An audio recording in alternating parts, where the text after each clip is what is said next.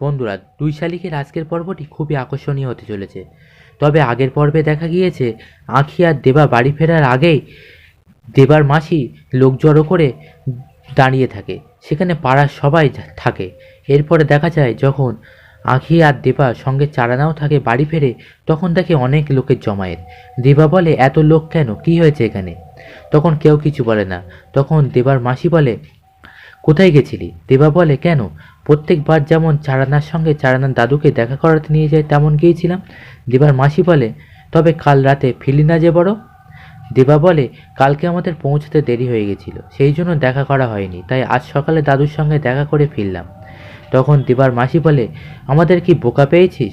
আমরা কি কিছুই জানি না? তোর সাথে তো ঝিলিকও ছিল, তবে কাল রাতে ফিরলি না কেন?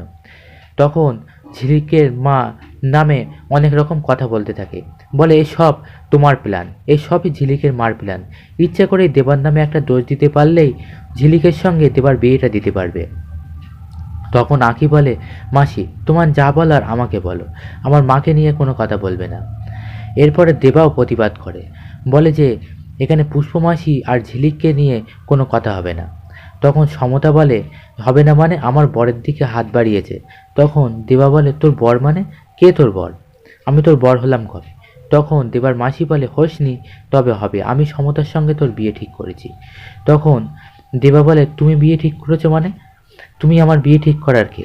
তখন দেবার মাসি বলে, কি বলছিস তুই? তুই কি সব ভুলে গেছিস? আজকে যদি আমি না থাকতাম তুই কোথায় যেতিস? আমার কাছে তোর ঋণ আছে। তখন দেবা বলে, সব ঋণ শোধ হয়ে গেছে, আমি খেটে তো সংসারে টাকা দিই।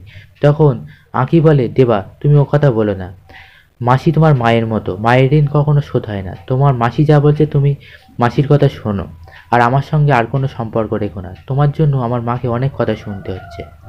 তখন দেবা রেগে যায়। তখন দেবা বলে, মাসি ঠিক আছে, আমি সমতাকেই বিয়ে করব।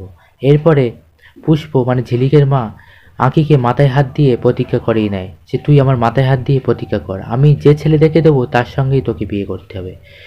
এরপরে দেখা যায় পরের দিন ঝিলিকের জন্য অর্থাৎ আঁকির জন্য সম্বন্ধ আসে, তবে চারানা সেটা ভাঙতে যায়। এদিকে দেখা যায় আঁকিকে দেখিয়ে দেখিয়ে দেবা সমতার হাত থেকে খাবার খায়, আর যখন আঁকি গ্যারেজে আসে তখন আঁকিকে শুনিয়েই বলে, সমতা আমাকে খাইয়ে দে। তখন সমতা দেবাকে খাইয়ে দিতে থাকে। তখন আঁকি এসে বলে, তুমি আমার বিয়ে ভাঙার জন্য চারানাকে কেন পাঠিয়েছিলে? তখন দেবা বলে, চারানা কেন গেছিলি ওখানে? কেন বিয়ে ভাঙতে গেছিলি? যেখানে কোনো ভালোবাসা নেই সেখানে কোনো সম্পর্কও নেই। দেবা বলল আঁকিকে। বন্ধুরা, পরবর্তী পর্বটি কিন্তু আরও জমজমাট হতে চলেছে, তাই আমাদের চ্যানেলটিকে সাবস্ক্রাইব করে রাখুন পরবর্তী ভিডিও সবার আগে পাওয়ার জন্য।